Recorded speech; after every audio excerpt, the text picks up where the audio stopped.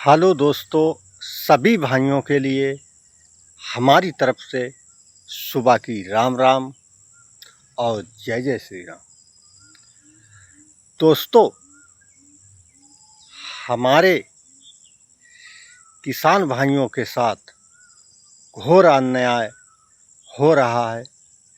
इसकी कोई आवाज़ भी नहीं उठाता है, ना ही इनकी कोई बात करता है। और बार बार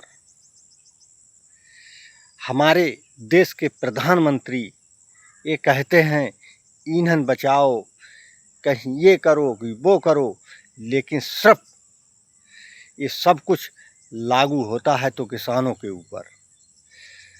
अरे मोदी जी के लिए आप सभी लोग भी राय दें, हम भी ये राय देते हैं कि आपको ईंधन ही बचाना है तो आप अपने मंत्रियों की, अपने विधायकों की, अपने सांसदों की, अपने पार्षदों की, अपने प्रमुखों की सभी से अपील करें कि अब आप गाड़ियों से ना चलें, और नहीं बर्दाश्त होता है तो ज़्यादा से ज़्यादा एक गाड़ी हो, तब सुकून होगी। और हमारे प्रधानमंत्री ने आज तक हमारे देश पे कर्जा तो हुआ, लेकिन हमारे देश का सोना कभी बेचा नहीं गया। लेकिन दोस्तों, अब पता चला है कि हमारे प्रधानमंत्री ने सोना भी चुपके चुपके बेच लिया है। इतना जब देश संकट में है तो प्रधानमंत्री जी, आप दिल्ली से लेके उत्तर प्रदेश लगभग 22 से 23 राज्यों में आपकी सरकार है और डबल इंजन की सरकार, तो आप ऐसा क्यों नहीं करते हो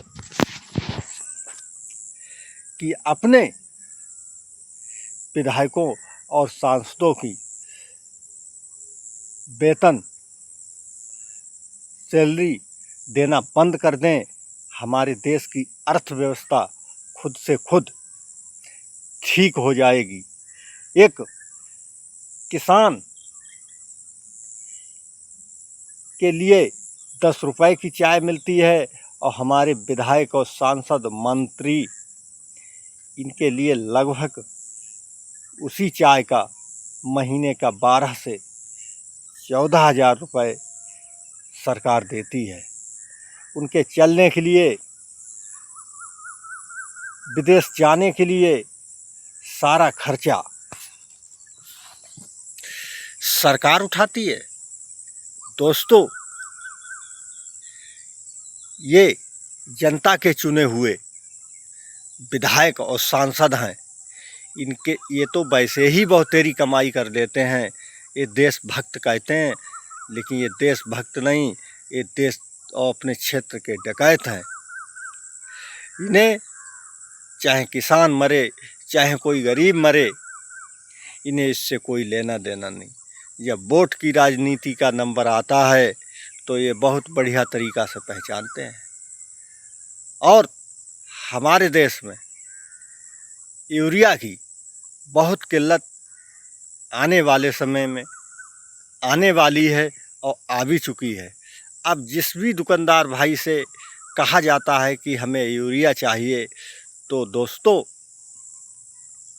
वो दुकानदार भाई कहता है आप फार्मेटिक रजिस्ट्री लाएं, आधार लाएं, तभी आपको यूरिया मिलेगी, वो भी औने पौने दामों में। लेकिन किसान की मजबूरी है ये सब कुछ करना और यूरिया लेना। आप सब देख सकते हैं ये पौध लगभग तैयार हो गई है और खाद का विचार किया जाता है कि धान की लगाई हो जाए, कि जो आने वाले समय में बच्चों का जीवन इस खेती से ही किसान का जीवन चलता है दोस्तों। और इन्होंने कहा है फार्मेटिक रजिस्ट्री वाली बात, तो दोस्तों, ज़मीनें तो आजकल करोड़पति और अरबपति लोगों के पास हैं। किसान के पास ज़्यादा से ज़्यादा 1 एकड़ और 3-4 बीघा ज़मीन है, लेकिन किसानी करता है तो वो ही किसान करता है जिसके पास 4 बीघा 5 बीघा ज़मीन है। वो धूप में रहना पसंद कर लेगा, रात में खेत पे रहना पसंद कर लेगा। लेकिन करोड़पति और जो पूरे फार्मर बनाए हुए हैं, क्या वो रात में अपनी फसल को रखा पाएंगे? वो काश्तकारी नहीं करते हैं। लेकिन उस किसान से मांगा जाएगा फार्मेटिक रजिस्ट्री और आधार कार्ड।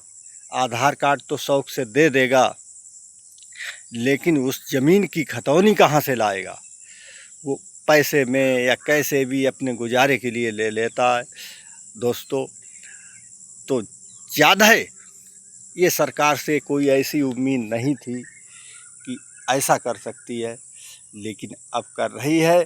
तो सरकार को सावधानी यही है कि आप समझ जाएं, किसान दुखी होगा तो आप भी दुखी होंगे, और यही किसान जब बिगड़ जाता है तो उखाड़ के फेंक देगा। दोस्तों, एक किसान जब मिट्टी से अनाज उगा सकता है जो अपनी पे आ जाए, तो जाने क्या क्या कर सकता है। जय जवान, जय किसान, जय भवानी, जय राजपूत। और ये 100% की बात है दोस्तों, किसानों के बारे में सोचें और ऐसा ना करें। इतनी गरीबी नहीं आ गई है। राम राम, जय जय श्री राम।